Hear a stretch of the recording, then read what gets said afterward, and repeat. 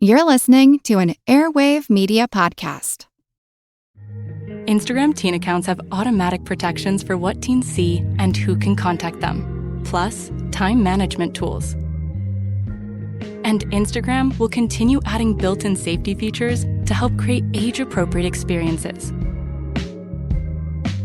Learn more about teen accounts and Instagram's ongoing work to protect teens online at instagram.com/teenaccounts.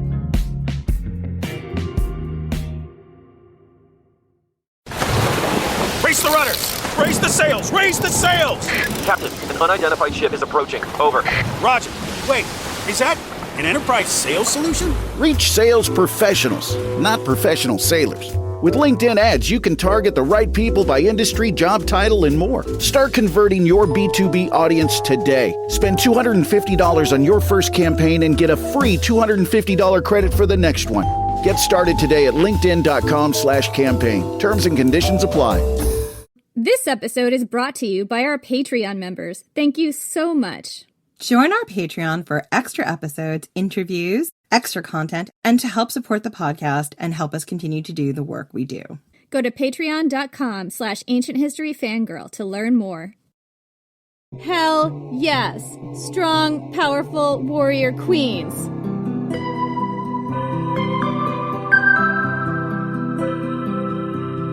You stand on the banks of the great river, shading your eye to stare across its expanse at the marshaled forces of your enemy. They're practicing their drills now, in the shadow of the city walls, your men hidden from them.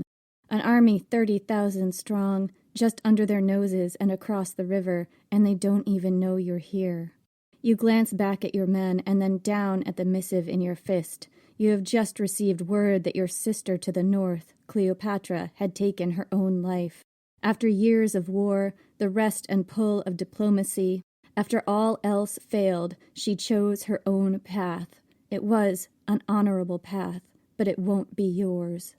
Now the great Caesar, so he calls himself, has taken her country and made it his own, and he wants to do the same to yours. As soon as he conquered Egypt, he turned his gaze south.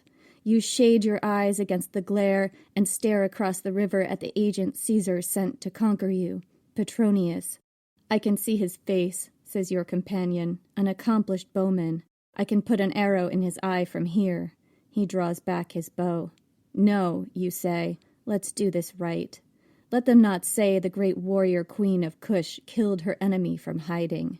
However much you hate him, Caesar is not a stupid man.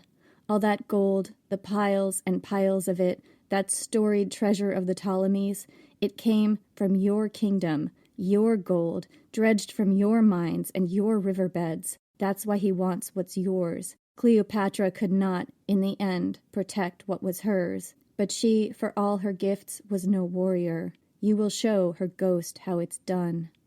You gather your reins and signal your men. It's time.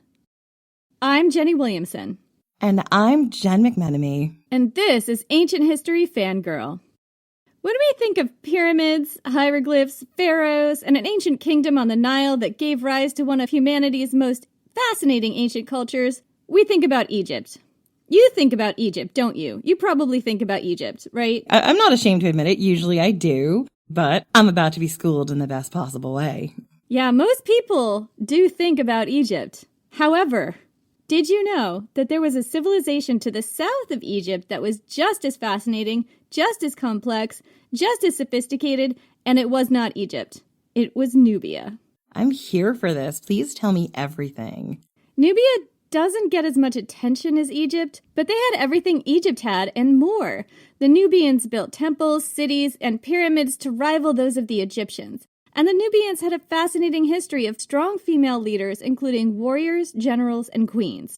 For millennia, Egypt and Nubia fought, traded, conquered each other, and communicated with a great deal of cultural exchange. And where Cleopatra took her own life after losing to Rome, her sister to the south, well, they weren't really sisters, but her compatriot to the south, a one-eyed warrior queen of Nubia, successfully fought off the Roman army, held a knife to its throat, and wrung a peace treaty out of Octavian that kept her kingdom free for centuries more.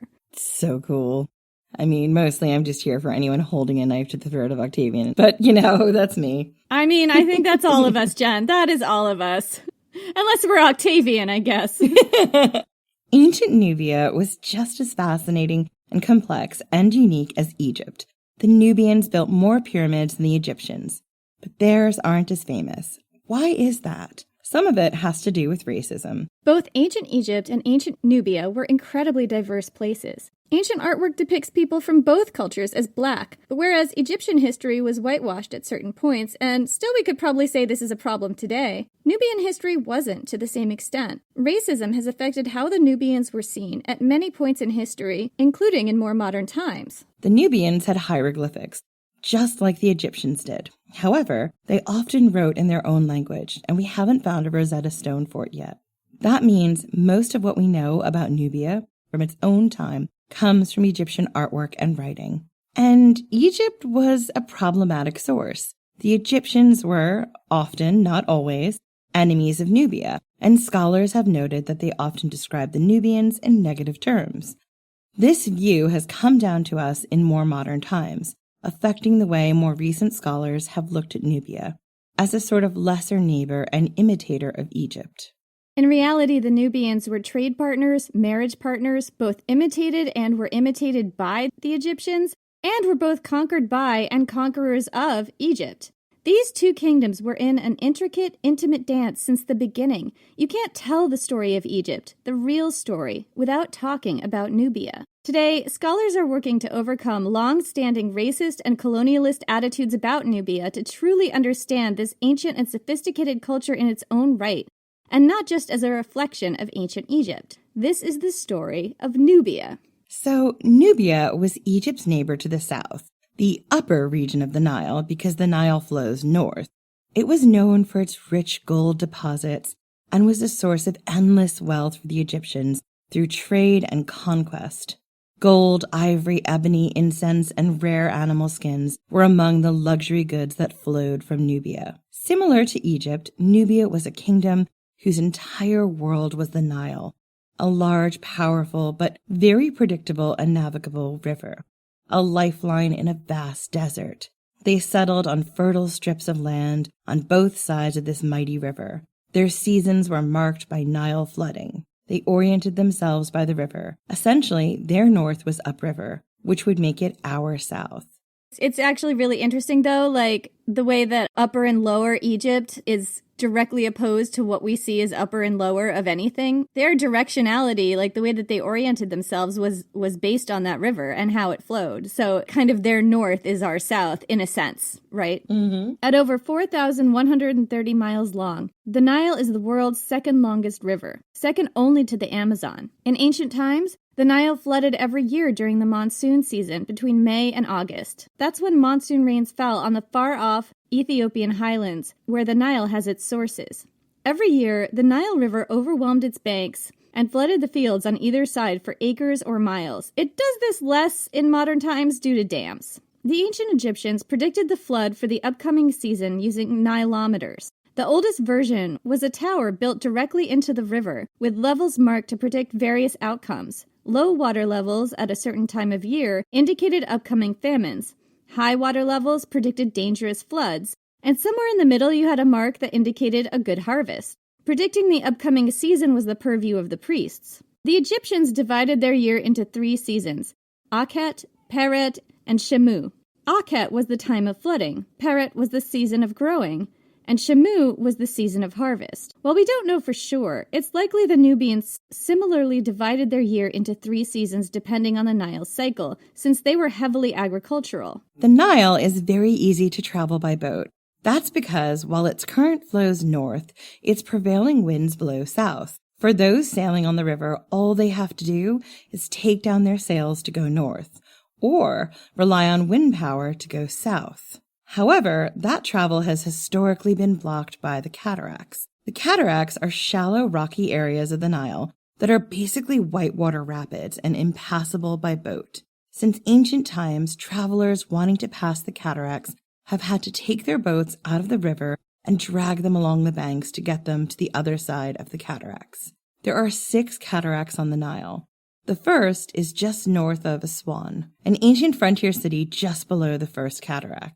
For much of Egyptian history, the First Cataract was its southernmost or uppermost boundary, separating them from Nubia, although that wasn't the case at all times. There are 5 more cataracts, and all were in the region of ancient Nubia. 2 are submerged today due to various dams. Like Egypt, Nubia was divided into regions based on where they were on the Nile. Lower Nubia was the northernmost section, south of the First Cataract. That was the part that bordered Egypt. And again, these borders shifted throughout the centuries, so in general. Middle Nubia was between the Second and Third Cataracts, and south of the Third Cataract lay Upper Nubia. It stretched south to the point where the Blue Nile and White Nile joined to form the Nile, basically, just south of the Sixth Cataract. That's where the city of Khartoum is today. Archaeological evidence suggests people lived in the area of ancient Nubia for the past 50,000 years. At the site of Afad 23 between the Third and Fourth Cataracts, an ancient hunting camp has been discovered buried under flood deposits that's more than 50,000 years old. Here, people practiced hunting and gathering and fished for Nile catfish, which is electric and delivers a shock of up to 350 volts. I bet you didn't know that. I did not. That's amazing. Also so dangerous. They also hunted antelope and auroch, the wild ancestor of domestic cattle. The auroch remains found here are the southernmost found anywhere in the world. By around 5000 BC, refugees from the Green Sahara fled the rapidly expanding desert and settled on the Nile. It's clear the people here were very sophisticated even then. It's these people who built the spectacular Nabta Playa, displaying an ability to build megalithic structures aligned with the stars as far back as 7,500 BC. They domesticated cattle, and ancient rock art around this time give hints of cattle cults. It also depicts people hunting with bows and arrows. And that's going to be important later. Just put that in the back of your mind in your little memory palace. By roughly around 3800 BC, the people in Nubia had evolved into a culture that archaeologists today call the A group. Not a lot is known about the A group, but they were the first powerful, influential culture in Nubia, and they lived from roughly the First to Second Cataracts. They were sophisticated traders even then. They traded with their neighbors to the north, or, in their worldview, probably downriver or the south, the people who would become the Egyptians. Even as far back as this, they traded in priceless carnelian, incense, ivory, ebony, luxury goods. Archaeologists have traced contacts between A-group Nubian people and the Gash group, an ancient culture to the west in the deserts of what's now Sudan, that could have been the land of Punt. It's one of the top contenders, I believe. Nubia was the trading hub that all the luxury goods of the desert flowed through before they reached Egypt. They were the middlemen, and they got rich doing it.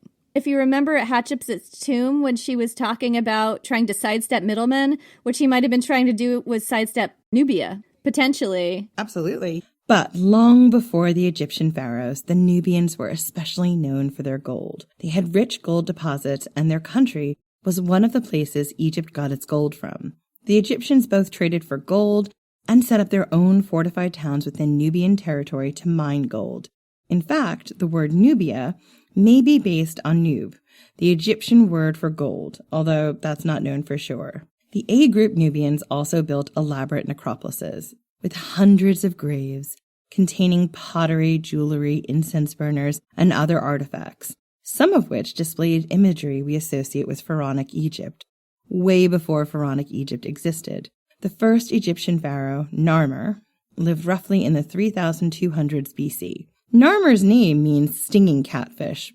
The goods found in A-group Nubian graves have caused some historians to argue about whether the traditions of rulership that eventually evolved into the first Pharaonic dynasty actually originated south of the First Cataract in Nubia.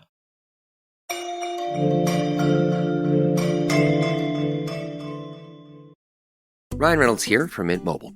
I don't know if you knew this, but anyone can get the same premium wireless for $15 a month plan that I've been enjoying. It's not just for celebrities. So do like I did and have one of your assistants switch you to Mint Mobile today. I'm told it's super easy to do at mintmobile.com/switch. Upfront payment of $45 for 3-month plan, equivalent to $15 per month required. Intro rate first 3 months only, then full price plan options available. Taxes and fees extra. See full terms at mintmobile.com. Is there a baby in your life who's about to start solid foods? This can be such a confusing and stressful time. As a mom of 7, I really struggled with spoon feeding my oldest baby. But once I realized that babies can safely feed themselves real, wholesome foods using the principles of baby-led weaning, feeding the rest of my babies became an actually enjoyable experience instead of something that I used to dread. Hi, I'm Katie Ferraro, college nutrition professor and dietitian specializing in baby-led weaning, and I host the Baby-Led Weaning Made Easy podcast. Each week, we cover evidence-based, safe infant feeding practices for parents and caregivers of babies who are 6 to 12 months of age. So, if you're confused by all the conflicting info you hear about starting solid foods, or you want easy, actionable tips on how to safely prep food for your baby, or introduce allergenic foods, or figure out when to drop a milk feed, we cover all that and more, plus interviews with the world's leading feeding experts in 2 new episodes each week. Search Baby-Led Weaning wherever you listen to podcasts, and happy feeding. No one hates history, they just haven't found the right teacher yet. Or in this case, a nerdy best friend who loves to tell you all about world history, women's history, and weird history. Hi, I'm TK, the creator of For the Love of History podcast, a place for people who want to learn more but don't know where to start, and history lovers who want to break from the mainstream. From rat trials to warrior women, we cover topics from every country and era. Whether you're a history expert or just starting out, there's a place for you here in the Time Machine. So join me every Friday on your favorite podcast platform and YouTube for a brand new topic. See you there. Bye.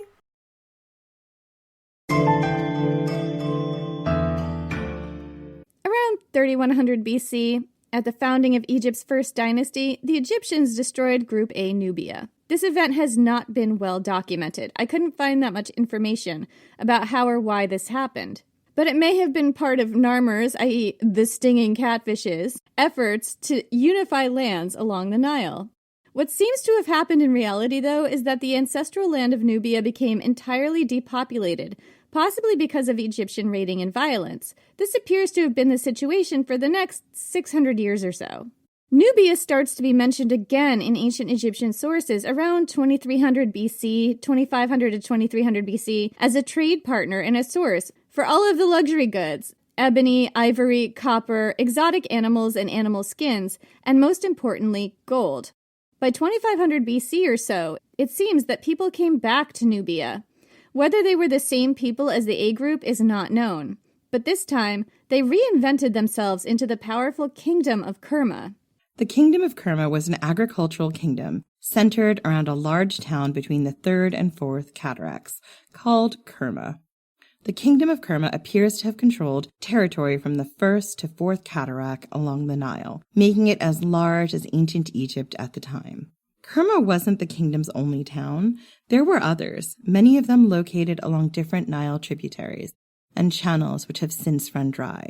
But the town of Kerma was the center of this kingdom's power. It was a large urban center built around a large adobe temple with homes, workshops, and a large necropolis that held over 30,000 graves, many of which appear to be royal burials. Burial traditions varied depending on the time period, but the way some of the burials were arranged with a large tomb surrounded by smaller burials have led some to suggest that the people at Kerma practiced human sacrifice, putting close family members or retainers to death when an important person died, which is something the ancient Egyptians may also have done at certain points in their history. This is, however, heavily disputed. Either way, Kerma was a very important center for trade in the region, and while Kerma, the kingdom, was heavily agricultural, that wasn't its only industry. The Egyptians spoke of a rich, highly populated kingdom, populated both by farmers and pastoralists shepherding sheep, goats, and cattle, as well as gold mining and processing industries. Royalty and Kerma were buried in the city with hundreds of cattle, suggesting the presence of a cattle cult. An analysis of the skulls of cattle suggests they were brought from large distances away, implying that the rulers of Kerma either controlled or traded with vast territories. But Kerma may not have controlled all the territory, even in Nubia. Not everyone living in that territory may have identified as part of the kingdom of Kerma. This was a highly diverse area. Archaeologists describe at least 3 main cultures present here. Rural cattle herders living to the north, near the first cataract. Archaeologists call them the C group. The sophisticated Kerma culture to the south, mainly agricultural with several urban centers. And another group of rural pastoralists to the east. tending herds of goats, sheep, and cattle. All were Nubian, but each culture had its own unique identity. By 2000 or so, the ancient Egyptians had started to call Nubia by another name, Kush. And I've seen different explanations of Kush versus Nubia versus Kerma, these names that we use and what exactly they're referring to. Some people use them interchangeably. So what I think, just trying to parse through this, is that Nubia refers to the wider region of the first through sixth cataracts, roughly in modern-day Sudan, which wasn't necessarily politically unified. The kingdom of Kush was a smaller kingdom within larger Nubia. That was like one of the groups. And Kerma, this large city, was its first capital, although in earlier periods I also see Kerma referred to as its own kingdom. So this may have been the case before the word Kush started to appear. So the ancient Egyptians had one more name for their neighbors to the south, Ta Seti, or land of the bow. The Nubians were expert archers. Their tradition of archery was ancient and probably originated in hunting, as the rock art as far back as 5000 BC attests. Nubian bowmen were renowned in the ancient world. The ancient Egyptians both fought them and hired them as mercenaries. Nubian bowmen appear on the walls of Egyptian tombs. In fact, as far back as 2000 BC, one of the pharaohs, Meseti, was buried with a collection of 40 exquisitely detailed models of Nubian archers. The iconic Nubian bow was a self-bow, a kind of bow made from a single piece of wood. These bows were enormous, as much as 6 feet tall. These were heavy war bows. Ancient Egyptian sources rave about their power, range, and accuracy. According to them, a Nubian archer could put out your eye as soon as you were close enough to make out your face. The Nubian archers wore stone thumb rings to improve the strength and accuracy of their shot. Many thumb rings have been found in Nubian graves. This type of bow was meant to be used on foot. Nubian archers were infantry. Unlike the English longbow, their massive bows curved in toward the archer slightly at the tips to increase firing power even further. These appear to be the dominant type of bow in Nubia until the rise of a composite recurve bow, similar to those of the Scythian steppe archers, which rose in popularity in the 300s BC. Perhaps the first Egyptian who used Nubian archers as mercenaries was a general called Weni. He lived during the 6th dynasty of Egypt, roughly around 2300 BC, so right at the beginning of the history of Kush. Weni served under several pharaohs and had a very eventful life. He investigated the pharaoh's harem to rout out conspiracy among the queens and concubines. He reorganized the Egyptian army to improve discipline, reduce pillage, and minimize infighting, shaping it into a form that was used all the way up to the New Kingdom. And he served as a judge, advisor, and general to pharaohs. We know about his life because he had his autobiography inscribed on the walls of his tomb. Throughout the Old Kingdom, Egypt and Nubia fought, Kushites venturing north to raid Egyptian settlements, and Egyptians venturing south to pillage and return. Weni governed an area that would have been a highly contested border region. He fought the Nubians, and he hired Nubian bowmen to help him. And you might ask, what Nubian bowmen would willingly work for the Egyptians to beat up on their own? Well, the thing is that Nubia was not a homogeneous group. There were sophisticated urban and agricultural Kushite people who lived in Middle Nubia, sea group cattle kings to the north, and to the east, a group of rural pastoralists. The cattle herders to the north may not have seen themselves as the same people as the Kush to the south. In fact, they probably saw Kush and Egypt as two powerful warring factions, with themselves caught in the middle. At various times, they had to ally with one side or the other to protect themselves, and sometimes they didn't choose Kush. And sometimes this was a very individual decision, not one that they made as a homogenous group, because they weren't homogenous either. We have a first-hand account from one of these guys, a Nubian bowman named, I'm just going to guess how to pronounce this, Jehemau. The events he talks about in his inscription were from around 2040 BC, so he lived about 260 years after Weni did. Jehemau was also lower ranking, a Nubian mercenary recruited by the Egyptians to fight in their wars. At some time during his life, Jehemau carved, or perhaps had carved, an account of his life in a rock cliff on the west bank of the Nile in hieratic script, which was a kind of cursive version of hieroglyphs. And he was writing in Egyptian, which is how we understand it. He tells us that he and his son were recruited to serve in the army of the pharaoh Mentuhotep II during an expedition to fight people that Chehemau calls the Amu of Jati. It's not clear who these people are exactly, but they were probably Nubians, and it does seem pretty clear that Chehemau doesn't see them as his own people. Chehemau pretty much tells us it was necessary for Mentuhotep to recruit Nubian mercenaries in the north before sailing south. Otherwise, he wouldn't have the military strength to take on his enemy. He speaks of great cities fleeing and surrendering at his approach. Finally, as his sign-off, Chehemau says, quote, a herdsman driving the cattle, I am Chehemau the victorious, having spanned the bow. Extend the arm to me, ye who depart. The Lord Chehemau says, live, prosper, be healthy. That's kind of nice, right? Yeah, and we're also getting confirmation of who he was. He was a herdsman, a cattle king from the north, and a bowman seeking security by allying with one strong civilization to go to war against another. There's no doubt that there were many other men and women like him who would have made similar choices. You know, a lot of these kingdoms here were crushed between larger warring factions, so they had to make a lot of strategic decisions.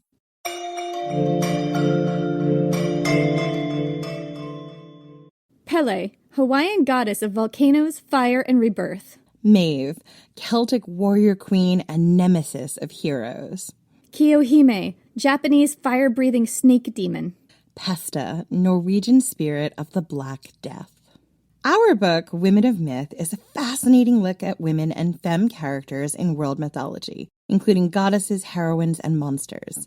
With captivating illustrations by Ringo Award-nominated artist Sarah Richard, it's the perfect gift for the mythology lover in your life, including yourself. Find Women of Myth wherever books are sold.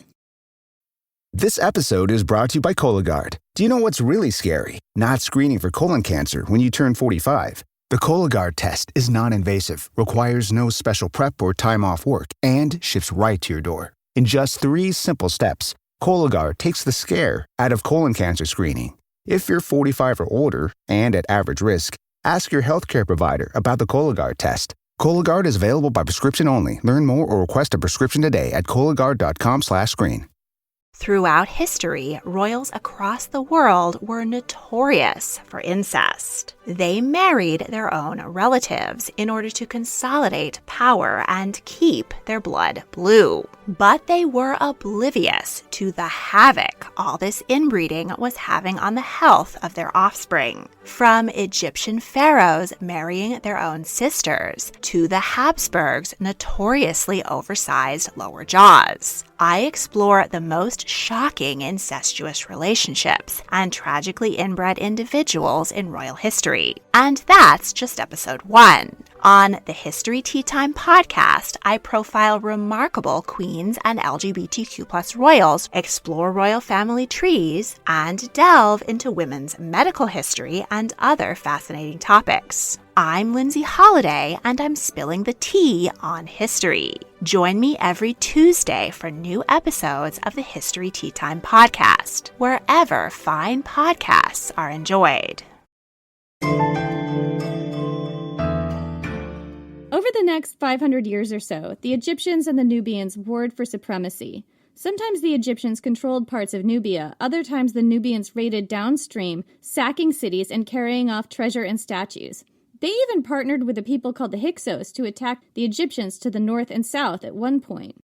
The Nubians drove the Egyptians out of their territory as the Hyksos conquered Egypt up north near the Nile Delta, driving out the Egyptian pharaohs and installing their own pharaohs. Egyptian sources speak of this time as a time of violence and humiliation under bloodthirsty Hyksos conquerors. But by 1504 BC, the Egyptians had overthrown their Hyksos overlords, and a pharaoh named Thutmose I decided to do something about those rebellious Nubians once and for all. He mounted a campaign to the south and destroyed the city of Kerma. For hundreds of years afterward, during most of the New Kingdom and after, the Egyptians maintained control over Lower and Middle Nubia, making it a nome or province of Egypt with its own governor, the king's son of Cush, in charge.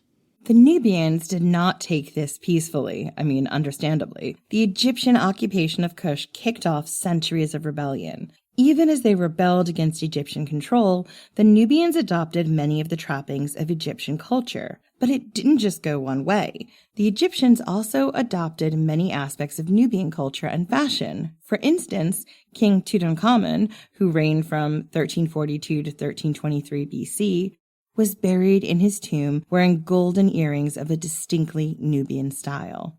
The ancient Nubians already shared a lot of cultural characteristics with Egypt. For instance, since their earliest times, they used the Egyptian system of hieroglyphics, but they used it to write their own language, which was different than ancient Egyptian. Scholars still debate what language it was exactly, and as we've mentioned, there's no Rosetta Stone that's been found, so it hasn't been translated. And that's why most of what we know about Nubia comes from ancient Egyptian sources.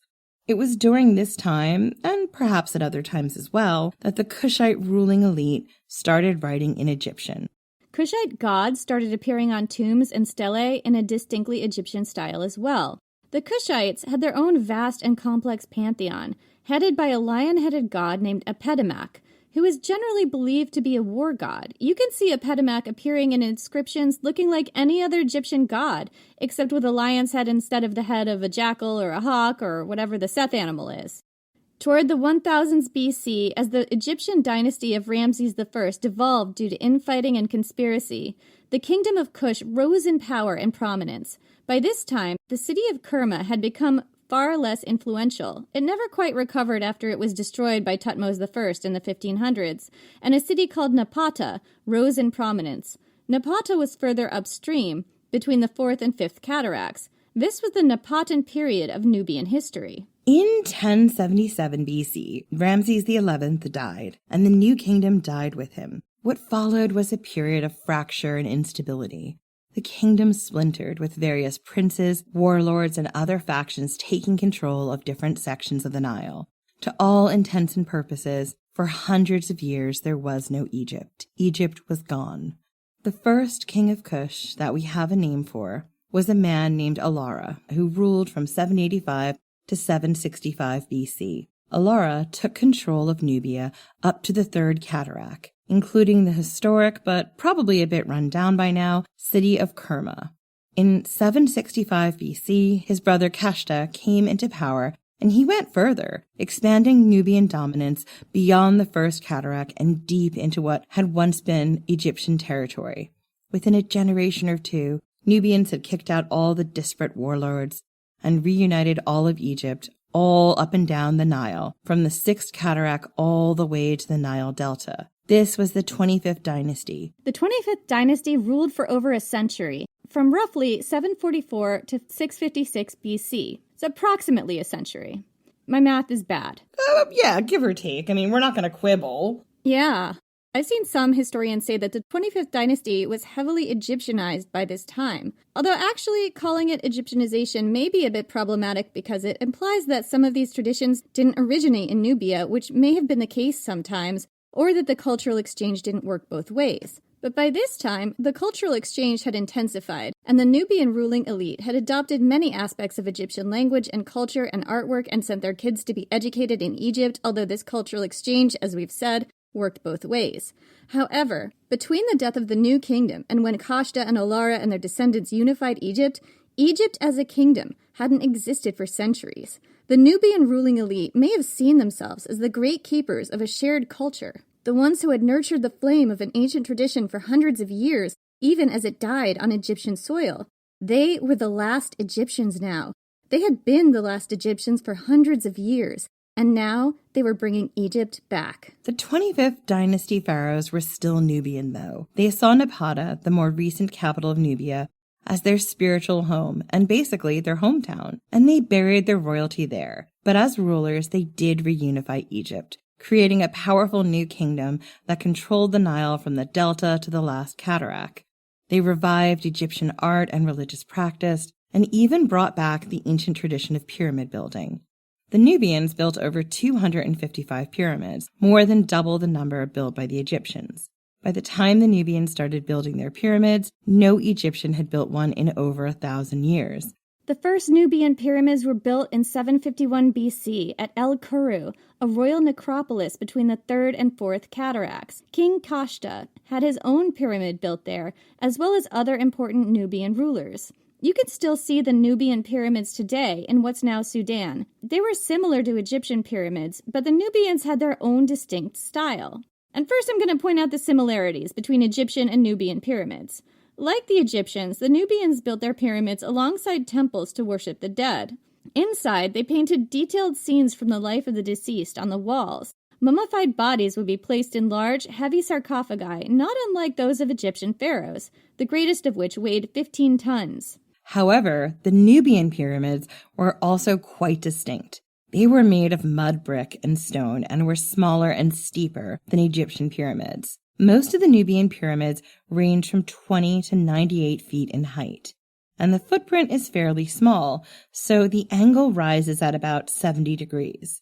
Egyptian pyramids of the same height had bases as much as 5 times larger and inclined at angles between 40 and 50 degrees, so they weren't as steep. Most of the Nubian pyramids were looted in ancient or more modern times. In the 1830s, Italian treasure hunter and tomb raider Giuseppe Ferlini destroyed over 40 of the pyramids in search of treasure. He was trash. I'm sorry, Giuseppe, not a cool thing to do. Anyway, archaeologists did discover some artifacts in these tombs. Bows and quivers of arrows, thumb rings used by archers, horse tack and harnesses, furniture, pottery, glass and metal vessels, jewelry, entire cow skeletons, eye ointment, and ringing rocks that could be tapped to create a bell-like sound. So all that is nice and all. We've talked about the Nubian pyramids, the culture, the long bows, but there's one element of Kush we haven't mentioned yet. Perhaps the most important element of all, and something that made the Kushites, the Nubians, however you define it, unique in the ancient world. Women had a surprising amount of power and influence in this culture.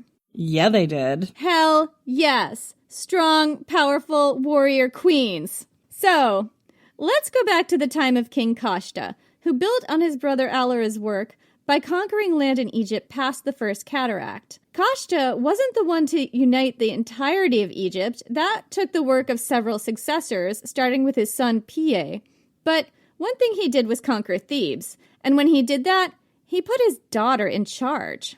And of course, I mean Thebes in Egypt. Right, not Thebes in Greece. 2 different towns. So, that daughter was Amenertis I, and the title her dad bestowed on her was God's Wife of Amun. This had already been a title for powerful women in Egypt for more than 1,000 years by this point. In the beginning, it was the title of a pharaoh's wife or mother. By the time Kashta invaded, the God's Wife of Amun was also the highest-ranking priestess in the cult of Amun, which was at times almost as powerful as the pharaohs, if not more powerful. And Amenertis played a key role in the Nubian conquest of Egypt. By putting Amenertis in charge, Kashta expanded his control north of Thebes, giving him and later rulers a foothold to launch further campaigns. So the 25th dynasty began their reign with a powerful woman in charge at Thebes, playing an important role in bringing territories to the north to heal. This isn't surprising. The ancient Nubian royal women were accustomed to a great deal of power and influence, and scholars believed that the Kushites had a matrilineal succession process. The heir to the throne was the royal woman's son, and the royal woman could be a sister or a close relative of the king, not the king's son. But this isn't 100% accepted or understood, especially in the earlier periods. Also, the king's son might at times have been the same person as the king's sister's son because the Kushites also practiced royal incest. Because this family tree was a circle, as we've said many times. It was, one of the things that the Egyptians and the Nubians both did. And the Julio-Claudians and, let's... And the ancient Greeks. Everyone's got an uncle dad, yeah. And the Romans, There's not the only culture that did this, by any means. However, it's fairly clear that Amenertis I, the god's wife of Amun, strengthened the influence of women in the royal family. Many 25th dynasty pharaohs were depicted during their own coronation ceremonies with their female family members in prominent positions, usually mothers or wives. It's believed that these women held the title of God's wife of Amun, which gave the royal women a crucial role in conveying authority to a new pharaoh. Amun was an ancient god in the Egyptian pantheon. Originally a god of air, he was merged with the sun god Ra in the 1700s BC, and was at one point the most important god in the pantheon. As the god's wife of Amun and head priestess of Egypt's most important god, the royal woman was a kind of conduit to Amun himself. It was she who passed on Amun's approval to the next pharaoh. The 25th dynasty ended in 656 BC, but Kush continued to be a powerful and important kingdom. Around the 300s BC, the Kushites moved their capital to Meroe, a city deep in Upper Nubia, between the 5th and 6th cataracts. During this time, Nubian culture started to show a certain amount of Hellenistic influence, but that didn't apply to their queens, because the Meroitic period was also the time of the great Kandakas. You can see it start to happen in the paintings and inscriptions on the walls of those steep Nubian pyramids. Many of those pyramids were for powerful ruling women. One of the largest of the pyramids, the one that was 98 feet high, was probably built for a queen from the early 1st century AD. And everywhere inside those pyramids, from the tomb inscriptions and paintings to the bows, arrows, chariots, and horse tack the women were buried with, the evidence is clear. These were warrior queens, some of them famous. By the 300s BC or so, what emerged was a tradition of powerful warrior queens with their own special title, Kandaka. These were often not women who were powerful due to their proximity to kings, but women who were kings themselves.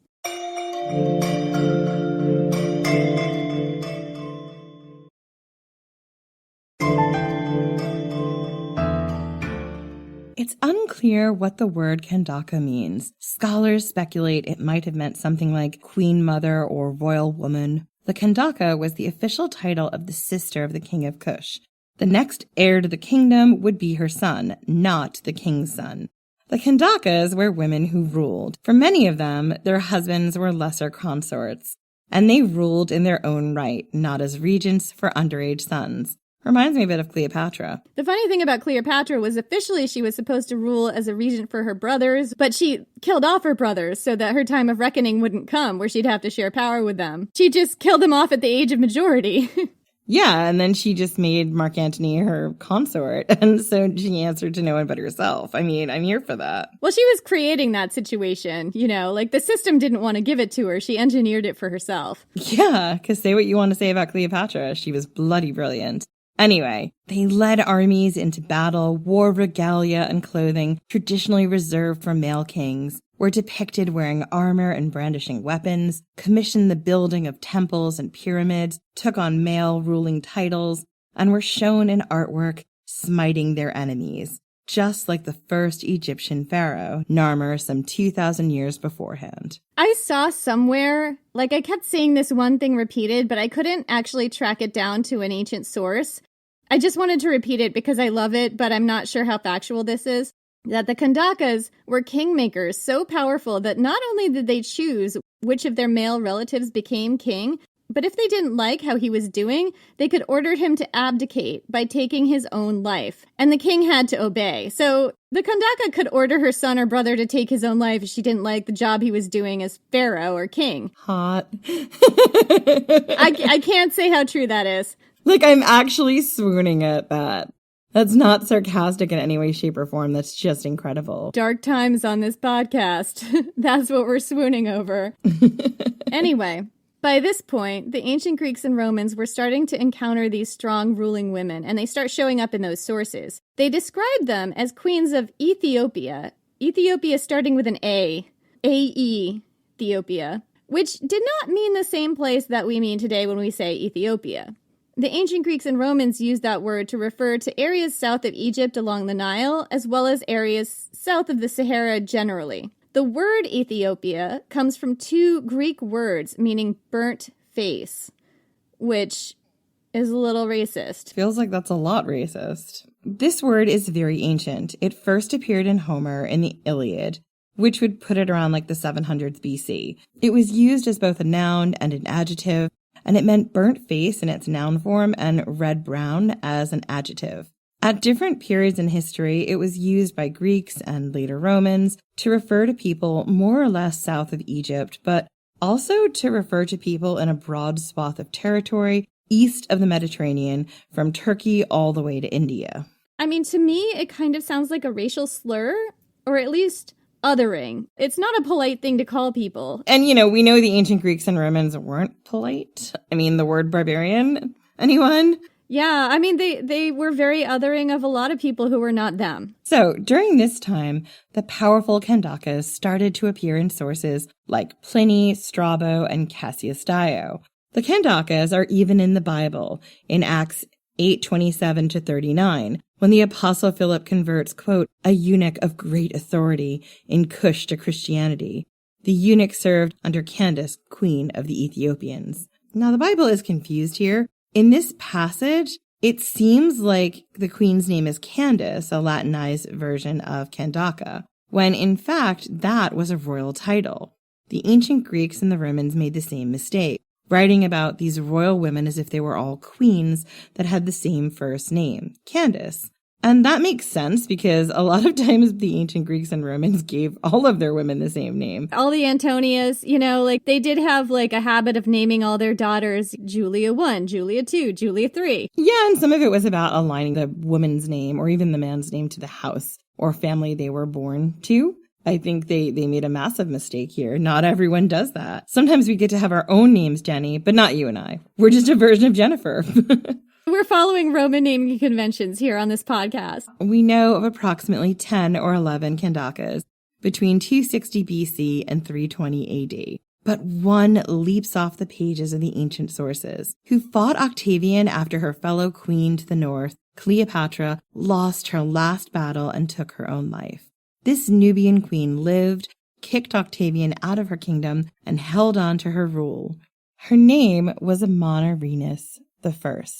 And this is her story. We're not sure exactly what the start and end dates of her reign were, but Amanirenas I ruled Cush from around the end of the 1st century BC to the beginning of the 1st century AD. While Cleopatra was ruling Egypt, she was in charge of Cush, and she wanted to keep her kingdom out of Roman hands just as badly as Cleopatra did. Let's go back to the time of Mark Antony and Cleopatra, specifically just after the Battle of Actium. Mark Antony and Cleopatra went down in defeat and wound up taking their own lives, and Octavian took over Egypt and made it a province. This is around 25 BC. But Octavian wasn't content with just Egypt. No, he also set his sights on the kingdom of Cush to the south. At the time, the realm was ruled by a powerful Kandaka, Queen Amanirenas. Stele suggests she had both a husband and a son, but she was clearly the one in charge. And she was a warrior. At one point, she lost an eye, probably in battle. Strabo calls her the one-eyed Candace, and he spells it like Latinized Candace, which is why I'm pronouncing it that way. But she was unquestionably very formidable. Augustus, who was Octavian, annexed Cush in 30 BC, making it a province of Rome. They did this by negotiating terms that the Cushites initially agreed to. But in 22 BC, they rebelled against Rome, led by Amanirenas. And we don't know exactly what sparked the rebellion. Roman writers chalk it up to, quote, ambition, or possibly heavy taxes. Whatever the reason, a Cushite army, 30,000 strong, sacked Aswan, a city just north of the First Cataract, destroying imperial statues. The Cushites wanted to send a very clear message of exactly who they were mad at. And at the head of their army in their rebellion was Amanirenas. The Roman governor of Nubia was named Gaius Petronius, and he was the one who met Amanirenas' army in battle. Strabo describes how it went. Quote, Petronius quickly turned them to flight, since they were badly marshaled and badly armed, for they had large oblong shields, and those too made of raw ox hide. And as weapons some had only axes, others pikes, and others swords. Now some were driven together into the city, others fled into the desert, and others found refuge on a neighboring island, having waded into the channel. For on account of the current, the crocodiles were not numerous here. Hot. Good to know the crocodiles don't like currents, or strong currents. Didn't know that, but now I do. Among these fugitives were the generals of Queen Candace, he spells it the Latinized way, who was ruler of the Ethiopians in my time, a masculine sort of woman and blind in one eye. That's the description we get. These, one and all, he captured alive, having sailed after them in both rafts and ships, and he sent them forthwith down to Alexandria. And he also attacked Selchis and captured it. And of the multitude of those who fell in the battle, he added to the number of captives. Those who escaped must have been altogether few in number. From there, he attacked Nabata, where Amanirenas lived with her sons. His army razed the city to the ground and plundered whatever they could find. The inhabitants were sold into slavery. Those who weren't were sent to Octavian as prisoners of war, where many died of disease, far from their kingdom. Amanirenas was enraged. Again, she called up an army. This time she attacked Premnis, a fortified Nubian city where Petronius had left behind Roman troops to put down future rebellions. But Petronius arrived in the area first, strengthening the fort's defenses. Instead of attacking, Amanirenas sent ambassadors. If she was going to back down, she wanted concessions. According to Strabo, quote, Petronius bade the ambassadors go to Caesar, and when they asserted that they did not know who Caesar was or where they should have to go to find him, he gave them escorts, and they went to Samos, since Caesar was there and intended to proceed to Syria from there, after dispatching Tiberius to Armenia. And when the ambassadors had obtained everything they pled for, he even remitted the tributes which he had imposed. Octavian gave Amanirenas' ambassadors everything they asked for, including moving Roman troops out of Kush, leaving the kingdom independent, and even canceling Kush's taxes. It's not clear how long Amanirenas lived after that, but it is clear she was a remarkable ruler. Clearly, Octavian did not want to mess with her further. And in 1910, a fascinating discovery was made. A bronze head of Augustus, crystal-eyed and looking rather hapless, if you ask me, dating from Amanirenas' time. It had been buried beneath the steps of a temple in Meroe, dedicated to victory, so worshippers would step on his head as they walked into the temple. Heck yes! Amanirenas left us a message, a very clear one, about exactly what she thought of Octavian. Step on his head. So that's it for this week. Join us next week for whatever we are discussing next. I don't even know at this point. And join us on social media at Ancient History Fangirl on TikTok, Threads, and Facebook, and Instagram. We're most active on Instagram at the moment. And we're at Ancient Hist Fan, still haunting the decaying, bloated corpse of Twitter or whatever it's called today. And join our Patreon. For just $3 a month, you can get early episodes, extra episodes, videos, and more where we cover topics we didn't get to in our longer episodes. Recently, we covered the death of Pliny, all the weird, wacky weapons Archimedes supposedly created, and Luna McNamara came on to tell us a drunk myth. And you can find the Patreon at patreon.com/ancienthistoryfangirl. Our Patreon is the sole reason we're able to do this podcast. If we didn't have a patron supporting us, we would have to give up Fangirl for good. So if you're on the fence about whether or not we do need support, because it sounds like we're always shouting people out, we do. Patrons come and they go, but without a steady support of people joining, the podcast would have to shutter its doors. So let's thank these patrons, Jenny. Apologies to anyone whose name we mispronounce. Thank you to Jim Bisbee, Sarah Chester, Barry McCann, Melinda, just Melinda, Danny Peeves, Ramble On with Rosie, Ryan Aho, Taylor, just Taylor, and Raven Letelier. Thank you so much for listening, and we will see you next week.